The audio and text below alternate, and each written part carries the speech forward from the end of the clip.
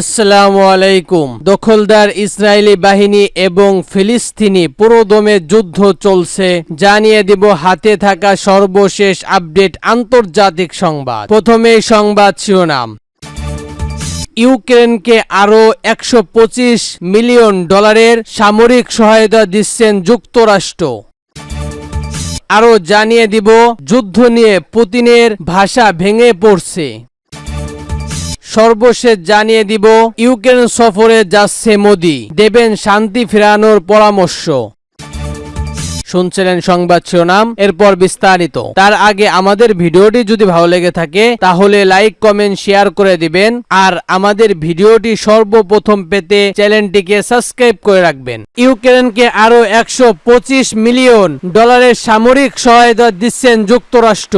এবার শুনুন বিস্তারিত। ওয়াশিংটন শুক্রবারে ইউক্রেনের জন্য $125 মিলিয়ন সামরিক সহায়তার একটি নতুন প্রজেক্ট ঘোষণা করতে পারে বলে জানিয়েছেন বার্তা সংস্কার এপি। বোমা সূত্র বর্বরতা দিয়ে এক প্রতিবেদনে বলা হয়েছে, নতুন এই প্রজেক্টের মাধ্যমে বিমান প্রতিরক্ষা ক্ষেপণাস্ত্র, high mobility artillery rocket system, ভেলি অ্যান্টি ট্যাঙ্ক অস্ত্র, কমান্ডার ড্রোন এবং কাউন্টার ড্রোন, হেলিকপ্টার যুদ্ধ ব্যবহার এবং অন্যান্য সরঞ্জাম, এর সঙ্গে 155 কিমি এবং 105 কিমি আর্টিলারি শেষেও অন্তর্ভুক্ত থাকতে পারে। এর আগে হোয়াইট হাউসের স্ট্র্যাটেজিক কমিউনিকেশন বিশেষ জাতীয় নিরাপত্তা পরিবেশ সমন্বয়ক জন কিবি 15 আগস্ট বলেছিল, ওয়াশিংটন আগামী সপ্তাহের মধ্যে ইউক্রেনকে একটি অতিরিক্ত সামরিক সহায়তা প্রজেক্ট দেওয়ার পরিকল্পনা করছে। তার আগে মার্কিন সংবাদ মাধ্যম পলিটিত এই বিষয়ের সঙ্গে ঘনিষ্ঠ বক্তব্যের উদ্দেশ্যে দিয়ে জানান যে যুক্তরাষ্ট্র ইউক্রেনের প্রজেক্ট এবার 2 প্রজেক্টের স্টেশন ক্ষেপণাস্ত্র দেওয়ার জন্য উন্মুখ। যদিও এখন কোনো চূড়ান্ত সিদ্ধান্ত হয়নি, তবে এ বিষয়ে হোয়াইট হাউসের ডিরেকশন অফ টেন্ডার এবং ডিটাস্টেস অফ সিটিস থেকে কোনো মন্তব্য পাওয়া যায়নি, সূত্র তাজ নিউজ এজেন্সি। যুদ্ধ নিয়ে পুতিনের ভাষা ভেঙে পড়ল। এবার শুনুন বিস্তারিত। রাশিয়া কুশ অঞ্চলে ইউক্রেনের বাহিনী আক্রমণের ভিডিও ফুটে যখন সামাজিক যোগাযোগ মাধ্যমে আসতে শুরু করলো, তখন একটা কৌশল চারিদিকে ছড়িয়ে পড়ল। অস্তন্তি ভূতের কাছে ভ্লাদিমির পুতিন জিজ্ঞাসা করলো, কুষ্টের দিকে চেয়ে আমরা জার্মান ট্যাঙ্কের ব্যাপারে এখন করণীয় কি? সস্তনিয়ার ভূত উত্তর দিল, সমাধান খুব সহজ, যুক্তরাষ্ট্রের সেরা ইউক্রেন ভিত্তিক পাঠিয়ে দাও, যেমনটা আমি 1943 সালে করেছিলাম, আর আমেরিকার কাছে ব্যাংক ও অর্থ চাও। কিন্তু পুতিনের হাতে এই দুই বিকল্প কোনোটাই নেই। এখন তাকে নিজের মাটিতে ইউক্রেন সেনাদের মোকাবিলা করতে হচ্ছে এবং যুক্তরাষ্ট্র তার 1 নম্বর শত্রু। ইউক্রেনের সেনাবাহিনী গত 10 দিন ধরে রুশ ভূখণ্ডে অগ্রসর অব্যাহত রাখছে। তারা একই মধ্যে 1000 বর্গ কিলোমিটার এলাকা ও 80টি বস্তি নিয়ন্ত্রণ নিয়েছে। ভূখণ্ডটি শাসনের জন্য একটি সামরিক প্রশাসন চালু করছে। রাশিয়া এই পর্যন্ত যে পরিমাণ ভূখণ্ড নিয়ন্ত্রণ রেখেছে সে তুলনায় ইউক্রেন যতটুকু নিয়ন্ত্রণ নিল সেটা অবশ্যই অনেক ছোট। এই সফলতা যুদ্ধে জয় পরাজয় ফলাফল করবে না, কিন্তু এ ঘটনায় এই যুদ্ধ কিভাবে হচ্ছে এবং কিভাবে তার শেষ হবে তা নিয়ে প্রভাব শক্তি ভাষাগুলো মৌলিকভাবে বদলে দেয়। ইউক্রেন কুষ্টে আক্রমণ প্রকৌশলী একেবারে গোয়ার দিয়ে আঘাত করেছে। ইন্টেলিজেন্স ফর দ্য স্টুডিসমেন্ট অব সূত্রে জানিয়েছে, পশ্চিমা ভারত শুরু করেছে এই উপত্যহাসে আসার খেলাগুলো, কারণ আছে ইউক্রেন রাশিয়া অধিপত্য করার বিষয়টি অবহিত এবং আমাদের অবশ্যই অবস্থান করতে হবে। যুদ্ধ শুরু হওয়ার পর থেকে ক্রেমলিন খুব সফলভাবে এই রচনা চালু করেছে, ফলে পশ্চিম ইউক্রেনকে অস্ত্র দেওয়ার ব্যাপারে খুব সতর্ক ছিল। পশ্চিমা অস্ত্র ব্যবহারের ক্ষেত্রে তারা কিয়েভে বিধি নিষেধ করেছে, এভাবে এক হাত বেঁধে রেখে ইউক্রেনকে যুদ্ধ করতে বাধ্য করেছিল।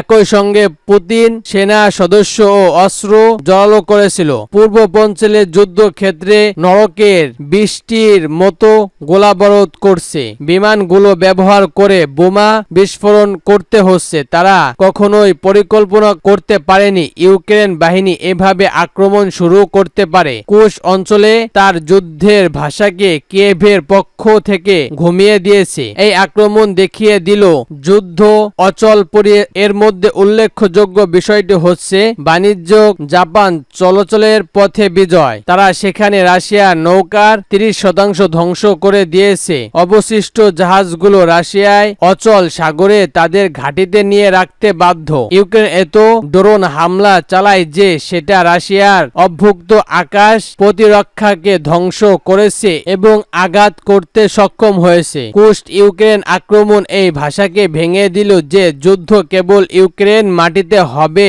এবং শুধু ইউক্রেন নিজেদের সীমান্তের মধ্যে রাশিয়া অবস্থান লক্ষ্য করে আক্রমণ করবে এটা জয় হতে পারে না। ইউক্রেন পশ্চিমা যে দ্রুতপূর্ণ ক্ষেপণাস্ত্র দিয়েছে সেটা দিয়ে রাশিয়ার ভেতরে হামলা চালানোর ব্যাপারে আগ্রহ করেছে যুক্তরাষ্ট্র ও জার্মানি। এতে পশ্চিমাদের সঙ্গে রাশিয়ার অভিযোগ বেড়ে যাবে এই ভয় রয়েছে তাদের। এই বাস্তবায়নে রাশিয়ার ভিতরে হামলার জন্য নেস্ট ড্রোন উপর নির্ভর করতে হচ্ছে ইউক্রেনকে। এই সুযোগ রাশিয়া ইউক্রেন নতুন নতুন অস্ত্র চালানোর সুযোগ পেয়েছে। ইউক্রেন প্রতিরক্ষা ব্যবস্থার উপর চাপ তৈরি করে দ্রুত গতিতে দলমাল অঞ্চলে নিয়ন্ত্রণ নেওয়ার আশা করেছে রাশিয়া। যুক্তরাষ্ট্র সরকারের সূত্রে বলেছে কুশ অঞ্চলে পাল্টা হামলা চালানোর জন্য দনবাস থেকে কিছু সেনা সরিয়ে নিয়ে যাচ্ছে রাশিয়া। এই আক্রমণ রাশিয়ার ভূখণ্ডে পশ্চিমা অস্ত্র ব্যবহারের যে লুট ছিল সেটাও ভেঙে গেছে। যুক্তরাষ্ট্রর পরের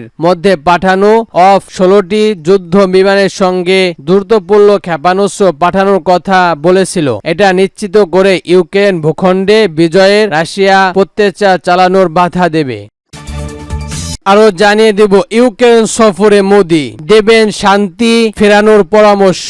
এবার শুনুন বিস্তারিত। ভারতের প্রধানমন্ত্রী নরেন্দ্র মোদি আজ শুক্রবার ইউক্রেনে পৌঁছেছেন। ইউক্রেনের প্রেসিডেন্ট ভ্লাদিমির জেলেনস্কির সঙ্গে সাক্ষাৎ করবেন তিনি। সফরে মোদি যুদ্ধবন্দির মীমাংসার জন্য চেষ্টা চালানো বলে আশা করা হচ্ছে। ইউক্রেন রুশ চলমান প্রায় 2.5 বছর পেরিয়েছে। সম্প্রতি রাশিয়ার ভূখণ্ডে বড় ধরনের পাল্টা হামলা চালিয়েছে ইউক্রেন। এই অবস্থায় নিজেকে সম্ভাব্য শাস্তি প্রতিষ্ঠান হিসেবে উপস্থাপনা করতে যাচ্ছে মোদি। সফর সামনে রেখে মোদি বলেছেন যুদ্ধের ময়দানে কোনো সমস্যা সমাধান করা যায় না। যত দ্রুত সমস্যা শান্তি ও সুশৃঙ্খলা ভাবে ফেরাতে ভারত সংলাপ ও কূটনৈতিক অর্থ করবে। মোদি প্রথম কোন ভারতীয় প্রধানমন্ত্রী যিনি ইউক্রেন সফরে যাচ্ছে। এদিকে রাশিয়ায় পশ্চিমে কুশ অঞ্চলে ইউক্রেন আচমকা হামলা চালানো দুই দেশের মধ্যে কূটনৈতিক অগ্রগতি আনার বিষয়টি আরো কঠিন হয়ে পড়ল বলে মনে হচ্ছে। ইউক্রেনে অনেকেই মোদিকে রুশ প্রেসিডেন্ট ভ্লাদিমির পুতিনের ঘনিষ্ঠতা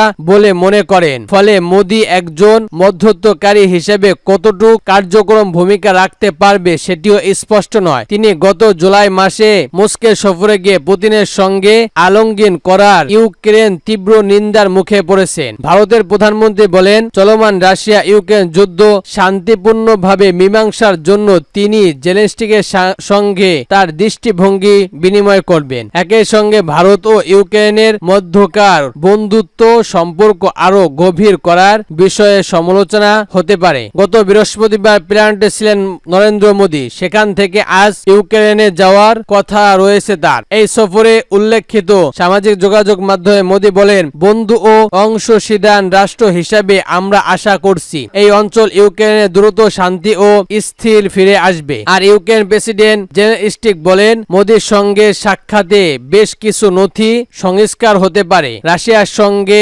ঐতিহাসিক ভালো সম্পর্ক ভারতের। এছাড়া আঞ্চলিক প্রভুত্ব চীনকে মোকাবিলার পশ্চিমা দেশগুলোর সঙ্গে গঠিত নিরাপত্তা অংশীদারের সম্পর্ক বজায় রাখতে ভারত 2022 সালে ফেব্রুয়ারিতে ইউক্রেন রুশ হামলায় শুরুর বিষয়ে কোনো রকম নিন্দা প্রকাশ করেনি ভারত। রাশিয়ায় হামলায় ঘটনায় দেশটি সমালোচনা করে জাতিসংঘের আনা প্রস্তাবের পক্ষেও ভোট দেয়নি দেশটি। পরবর্তী দুই পক্ষকে সরাসরি সংলাপের মাধ্যমে সমস্যা সমাধান আহ্বান জানাইছে ভারত। রাশিয়ায় কুশ অঞ্চলে হামলা ও ইউক্রেনের সঙ্গে দুই দেশের শান্তি আলোচনা সম্ভাব্য আরো কঠিন হয়ে পড়ল।